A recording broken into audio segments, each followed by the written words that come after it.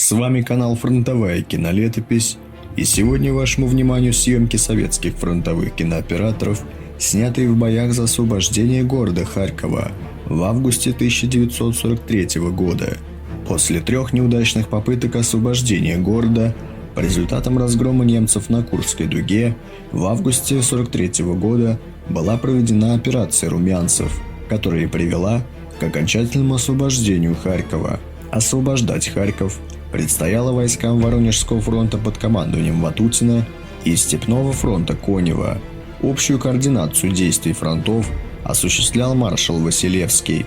Этой операции придавалось очень большое значение. В составе войск фронтов имелось 3 общевойсковые, 2 танковые и 1 воздушная армии. Кроме того, 2 армии еще имелись в резерве ставки. С немецкой стороны нашим войскам противостояли 8-я армия и 4-я танковая армия из группы армий Кемпф, а также 14 пехотных и 4 танковые дивизии. Впоследствии уже в ходе боев немецкое командование срочно перебросило подкрепление с Брянского фронта и Миуса, в том числе дивизии «Мертвая голова», «Викинг» и «Дас Райх». 3 августа операция «Полководец Румянцев» началась. Первоначально наступление развивалось более чем успешно. 5 августа были освобождены Белгород и Богодухов. На следующий день советские танкисты сломили сопротивление противника в Томаровском котле, и 5-я танковая армия двинулась на Золочев. Дальнейший охват Харькова наши войска продолжали через Богодухов и Ахтырку. Одновременно части Южного и Юго-Западного фронтов развернули наступательные действия на Донбассе, продвигаясь навстречу Воронежскому фронту. Это не позволяло немцам перебросить под Харьков подкрепление. Уже 10 августа была взята под контроль железная дорога Харьков-Полтава. К 11 августа войска Степного фронта вплотную подошли к внешнему Харьковскому оборонительному обводу, а 57-я армия, форсировав Северский Донец с востока и юго-востока, вышла на подступы к Харькову. Немецкое командование осознавало особое значение обороны Харьковского промышленного района, и Гитлер потребовал от группы армий Юг удерживать Харьков при любых обстоятельствах. Тем временем войска Степного фронта 13 августа преодолели упорное сопротивление противника и прорвали внешний оборонительный обвод, находившийся в 14 километрах от Харькова. И к исходу 17 августа завязали бои на северной окраине города. Стоит отметить, что наступающие на город войска несли большие потери. Так, в некоторых полках 7-й гвардейской армии насчитывалось не более 600 человек. 18 августа войска 53-й армии начали бои за сильно укрепленный лесной массив на северо-западной окраине города, между Дергачами и Подворками. У войск Степного фронта был реальный шанс окружить Харьковский гарнизон уже 18 числа и нарушить планы Манштейна. Но окружение осуществить не удалось.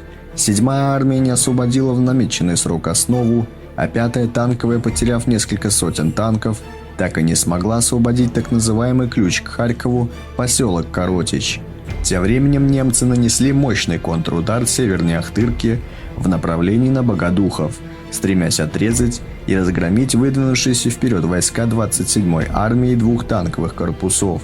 Но к 20 августа наступление противника было остановлено.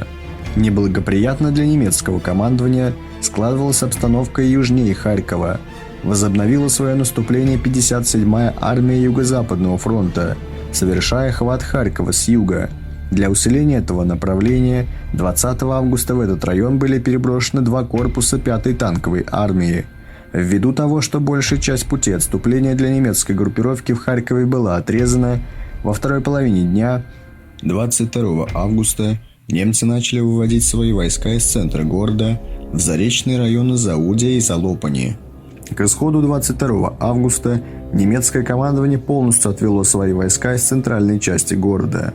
В руках противника оставались только районы Новая Бавария и Основа. Чтобы спасти город от разрушения, Конев отдал приказ о ночном штурме Харькова.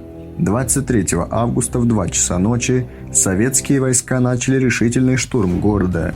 В город вошли соединения 53-й, 69-й, а затем 7-й гвардейской армии.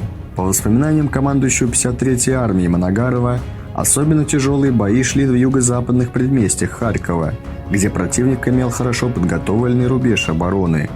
В 4:30 утра 183-я стрелковая дивизия заняла площадь Дзержинского, а к рассвету город в основном был освобожден. Несмотря на то, что операция «Полководец Румянцев» была официально завершена 23 августа, сразу после доклада Конева в Ставку об освобождении Харькова, бои за оставшуюся у немцев часть города продолжались вплоть до 30 августа, и потребовалась еще неделя, чтобы окончательно загромить силы немцев, удерживающих оборону на высотах по реке Уды. В конечном счете, по итогам боев войска Степного, Воронежского и Юго-Западного фронтов освободили Харьков, создав условия для полного освобождения левобережной Украины. В результате операции «Румянцев» было разгромлено 15 дивизий врага, в том числе 4 танковые. За мужество, отвагу, проявленные при освобождении Харькова, 10 стрелковым дивизиям Степного фронта было присвоено почетное наименование «Харьковские».